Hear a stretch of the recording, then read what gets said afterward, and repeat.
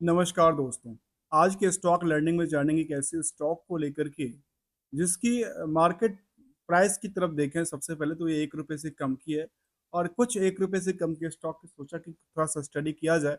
आखिर इस स्टॉक में क्या ऐसी मोटिलिटी है, क्या पोटेंशियल्स हैं, क्या मार्केट ट्रेंडिंग कहती है और मार्केट को क्या क्या क्या क्या कहते हैं।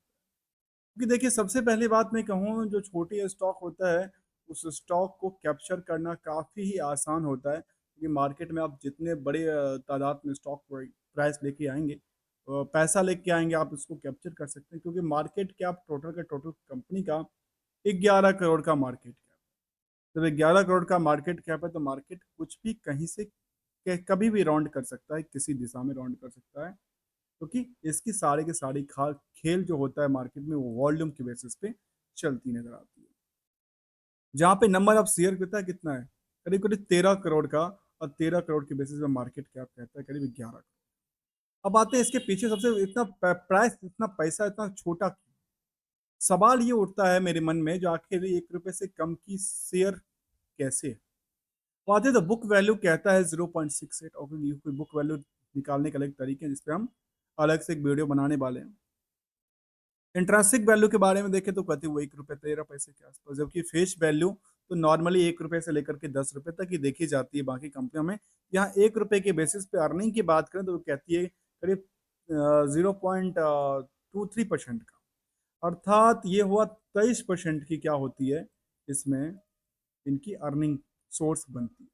जब 23% की अर्निंग हुई, इस अर्निंग के बेसिस पे जो मार्केट में डिमांड बनी, इसको डिमांड की बात करें, भीड़ की बात करें, इसकी भीड़ देखा जाए तो करीब कितना भीड़ निकल के आती है, करीब करीब 3.5 गुने के आसपास भीड़ है, 4 गुने मान लेता हूँ जिसकी वजह से जो प्राइस है वो निकल के है। अब यहाँ पे जब छोटी स्टॉक है तो भीड़ क्यों नहीं हो, ये भी कारण कई सारे हो सकते हैं। तो सबसे पहला देखा जाए तो कंपनी का ओवर बर्डन तो नहीं है। तो डेट टू इक्विटी रेशियो में देखा है तो ये कहते हैं 0.71 का है, जबकि करंट रेशियो के बारे में कुछ भी आकलन नहीं करता है, ऑलमोस्ट कहता है कि 0.01 के आसपास। जहाँ पे इन दोनों जो कि बैलेंस शीट के फिगर हैं, इन दोनों के बैलेंस शीट के फिगर को पीएल के उन पार्ट को लेकर के बड़ा गहरा संबंध है। ये वो पार्ट है जो प्रॉफिट के बेसिस या लॉस के बेसिस पे नंबर ऑफ शेयर से डिवाइड कर दिया जाता है, और ये वो पार्ट है जो कि बैलेंस शीट में एक आकलन दिखाता है आखिर इसके बारे में क्या कहती है, जो कि प्रॉफिट को कम करती है या प्रॉफिट को बढ़ाती है। तो ये देखिए जो डेट टू इक्विटी कहता है वो कहता है नियरली जो इंटरेस्ट की बर्डन होगी वो प्रॉफिट में से कम हो जाएगी, जबकि ये पार्ट वो कहता है जहाँ पे उधार कभी सेल्स होगा, उधार सेल्स के बेसिस पे उसकी रिस्क फैक्टर को जानने की जरूरत होती है। आखिर इसके बेसिस पे क्या करता है, प्रॉफिट जो पार्ट है उसको बढ़ा देता है, एक तरह से कह सकते हैं बुक्ड किया जाता है।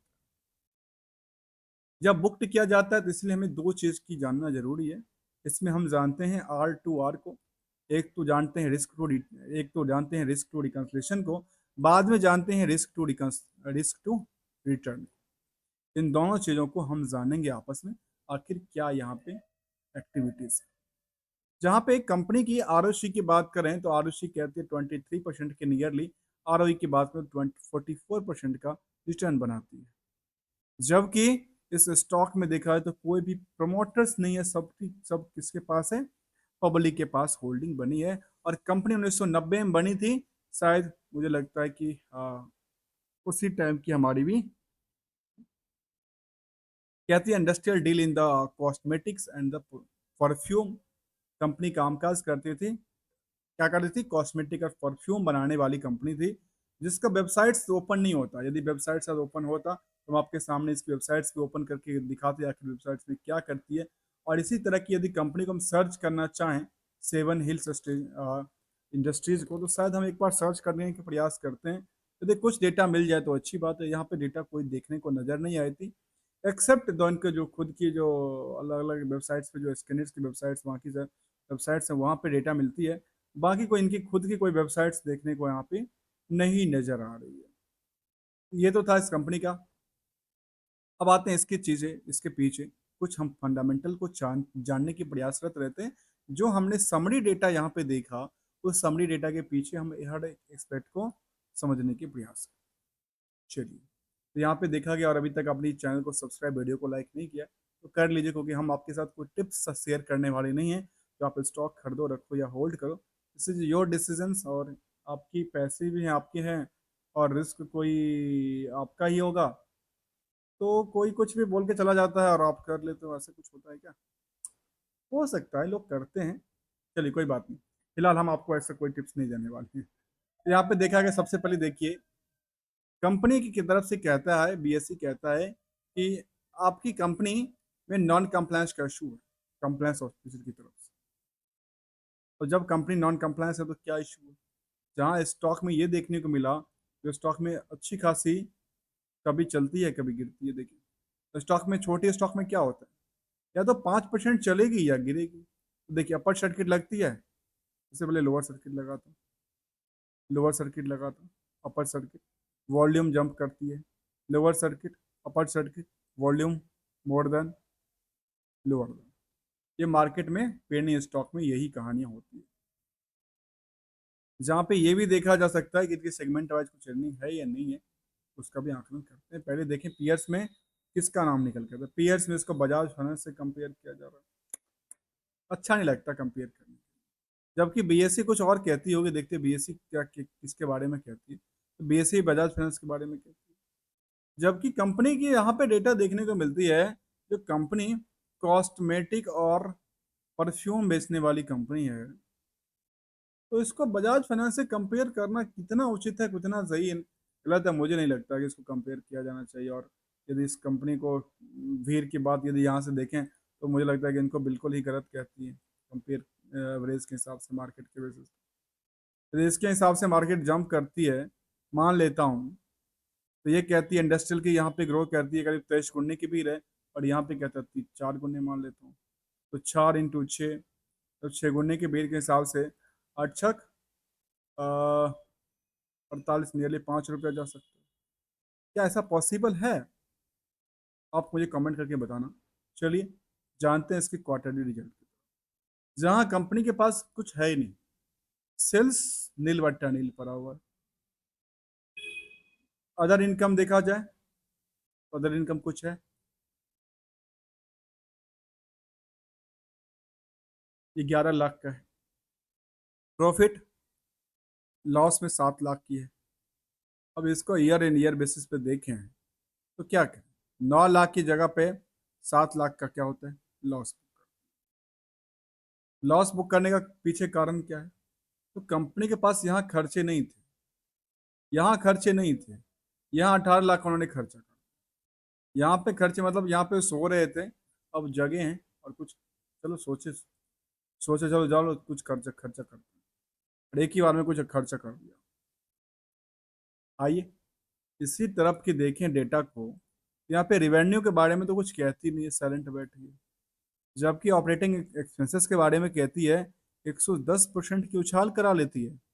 और इसके कारण जो नेट इनकम सोर्स था उसमें 178% की गिरावट दर्ज कर लेती है। जब गिरावट दर्ज कर लेगी तो ईयर ऑन ईयर बेसिस पे क्या है, भले स्टॉक छोटा है लेकिन स्टॉक में लोग कम नहीं है।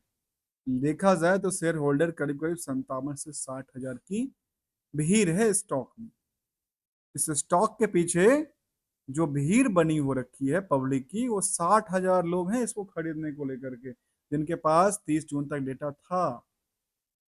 तो ये नहीं कह रहा हूं आज इनके पास है, 30 जून तक के डेटा के बेसिस पे कहती कि 57 हजार लोग के पास शेयर थी। तो जब थी तो उतनी ही आसपास होगी, नियर अबाउट 10%, 5% गिरावट या ज़्यादा इंक्रीज करती हुई। तो ऑन एवरेज यदि profit and loss yearly basis पे देखें, तो कंपनी के पास तो कुछ सेल्स है ही नहीं। जब सेल्स नहीं है तो फिर बाकी क्या है? अदर इनकम इनका इस लास्ट ईयर में जो कभी कुछ अदर इनकम हुआ नहीं कंपनी के पास, वो निकल के 3 करोड़ आ जाता है। 3 करोड़ कहाँ से इनकम जनरेट हो गया, मुझे समझ नहीं आता कई बार। आखिर करती क्या जो अदर इनकम इनका, उन्होंने सारे प्लांट्स को रेंट पे लगा दिया, अपनी सारी की सारी चीज़ को रेंट पे लगा करके, उससे रेंटल इनकम तो नहीं जनरेट कर रहा है। यदि रेंटल इनकम जनरेट करे तो उसको क्या बजाज फाइनेंस से कंपेयर करना चाहिए? नहीं लगता। जहाँ पे ईयर ऑन ईयर बेसिस पे कहती है कि प्रॉफिट करीब करीब 3 करोड़ 20 लाख का उन्होंने बुक किया। किसके बेसिस पे? अदर इनकम के बेसिस पे। इसमें सेगमेंट वाइज सर जानना जरूरी है। जैसे अदर इनकम भी है किसी कंपनी का, खुद की बिजनेस छोड़ को, तो सेगमेंट वाइज जानना जरूरी है कि आपके पास इनकम आ कहाँ से रहा है। इसके बाद देखा जाए तो ये कहते हैं यहाँ पे गिरावट और यहाँ से उछाल लेती नजर आई। कहाँ से? पिछले साल से। चलिए इसका ईयर ऑन ईयर भी देख लें, परसेंटेज भी हम देख लें। ईयर ऑन ईयर बेसिस पे परसेंटेज की बात, यदि एक्सपेंसेस की बात करें तो कहते हैं 164% बढ़ जाती है, जिसके कारण अब देखिए यहाँ पे एक्सपेंसेस बढ़ गई, लेकिन नेट इनकम 2000% की उछाल कर। यही मार्केट में पता है क्या होता है, कई ऐसे चीजें जो मार्केट को यहाँ पे कुछ सेंटिमेंट देती है और कह देती है जो अच्छा मार्केट में उनकी लगातार वृद्धि हो रही है, तो वृद्धि हो रही है तो मार्केट में कुछ प्लेयर प्लेयर आ जाते हैं खरीदने को लेकर। लेकिन मेरी तरफ से भैया हर एक एस्पेक्ट को जानना चाहिए, हर एक पॉइंट को समझना चाहिए। जब तक हम हर एक पॉइंट को नहीं समझेंगे इसके अंदर, तब तक कैसे चलेगा, लर्निंग का मतलब ही नहीं बनेगा। इसीलिए फिर लर्निंग का मतलब क्या है, डिटेल का मतलब क्या है, आइए। जिसके वजह से मार्केट में क्या लगा, ईपीएस में क्या हुआ, अच्छे खासे फेरबदल देखने को मिला। और अच्छी खासी फेर के साथ करीब 23% का निकल के ये बात है। अब आते हैं आकलन को लेकर, क्योंकि प्रॉफिट में ऐसा कुछ देखने को मिला, डेटर कुछ होगा नहीं, सेल्स कुछ था नहीं, डेटर कुछ होगा नहीं। तो डेटर कुछ नहीं होगा तो उनका जो पैसा था बोरोइंग्स को लेकर के, तो आखिर 6 करोड़ का पैसा उन्होंने इसमें इंक्लूड क्यों किया फिर? इसमें नियरली देखा जाए तो करीब 11 लाख का और भी बोरोइंग्स ले लिया उन्होंने।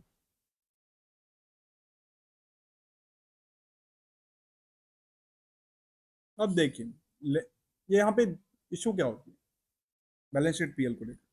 यदि बैलेंस शीट में इनके पास अच्छी लायबिलिटी है तो क्या उन्होंने कुछ एसेट्स क्रिएट किया है, जनरेट किया है? एसेट्स कुछ है नहीं, फिक्स एसेट नील वट्टा नील, वर्किंग नील वट्टा नील। इन्वेस्टमेंट में उन्होंने कहा कि हमारे पास इन्वेस्टमेंट है 1 करोड़ 23 लाख। अब जो अदर इनकम की साइड है उसके में यदि कंपेयर करके देखूं तो 1 करोड़ 27 लाख के बेसिस पे शायद 3.5 करोड़ का अदर इनकम तो नहीं हो सकता, जबकि इनके पास कोई फिक्स एसेट्स नहीं थी, केवल केवल इन्वेस्टमेंट में। और ये भी इन्वेस्टमेंट इनके पास लगातार बिकवाली की तरफ है, निकालते जाते हैं, बचा तो कुछ है नहीं। जबकि अदर एसेट्स पार्ट कहती है इन्वेंटरीज कुछ है, कहते कुछ भी नहीं है, डेटर्स कुछ नहीं, क्योंकि कुछ है सेल्स ही नहीं है। लेकिन लेकिन सवाल उठता है यहाँ पे इनके पास अदर में, अदर एसेट्स में इतनी बढ़ती क्यों नजर आती? जो 17 करोड़ था वो 23 करोड़ से ज्यादा हो जाता।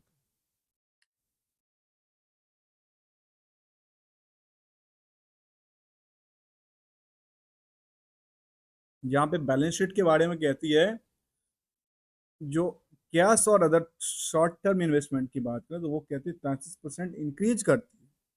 जब ये इंक्रीज करती है तो बाकी सारी चीज़ों में एसेट्स 13% इंक्रीज करती है, लाइबिलिटी में 1% की गिरावट दर्ज करती नजर आई। अब आते हैं कुछ हिस्टोरिकल डेटा फ्रेम की तरफ। इसकी हिस्टोरिकल डेटा कुछ कहती है नहीं, गिरावट है, प्रॉफिट थोड़ा बढ़ता बढ़ता हुआ नजर आया, लेकिन स्टॉक प्राइस तो चलती है और रिटर्न इक्विटी भी नियरली एक साल में तो 44% दे चुका है।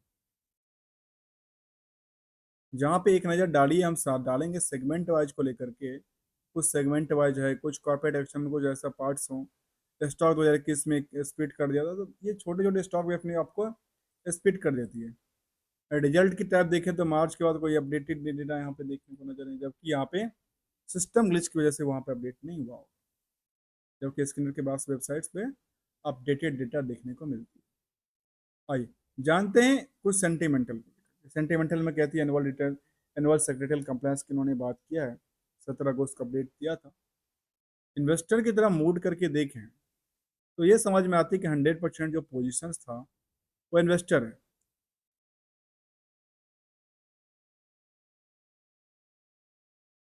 जो पब्लिक है उस पब्लिक में कुछ कंपनियां हैं, व्यू लाइन्स हैं 13% 14% के आसपास की। इसी तरह देखा जाए तो यहाँ पे एक और कंपनी है ये सब कंपनी यहाँ पे 4%, 2%, 4% के आसपास होल्डिंग लेकर चल रहे हैं। लेकिन रेस्ट यदि पब्लिक की बात करें, आम पब्लिक के पास भी कम नहीं है। ये कहा जा सकता है आम पब्लिक के पास भी पब्लिक होल्डिंग के अंदर करीब 57 से लेकर के 60,000 के आसपास भीड़ खड़ी है। जबकि यहाँ पे बल्क ट्रेड लगातार होती रहती है। 5 जुलाई को बल्क ट्रेड हुआ था, इसके बाद कोई बल्क ट्रेड देखने को नजर नहीं आई। इसके बाद देखें एक पार्ट्स को, और उस पार्ट का नाम है, क्या पता है? उसका नाम है इस चार्ट। चार्ट में क्या देखने, चार्ट में देखने को मिला जो पिछले पूरे साल में स्टॉक में कभी रैली नहीं थी, फंडामेंटल कुछ है ही नहीं।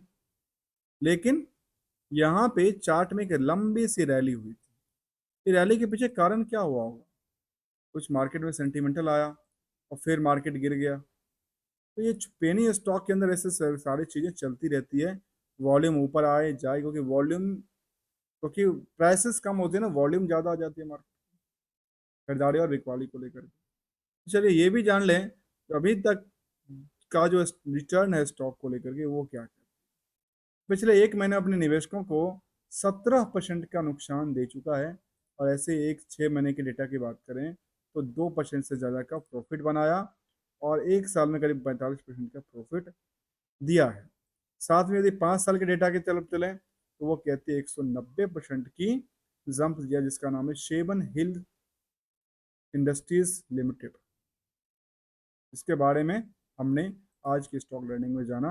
अगले वीडियो में जल्दी मिलेंगे, जहाँ पे हम न्यू कंपनी के साथ, न्यू कुछ फार्मूलाज के साथ आपके साथ हाजिर हो। तब तक के लिए धन्यवाद। Thank you so much for joining here.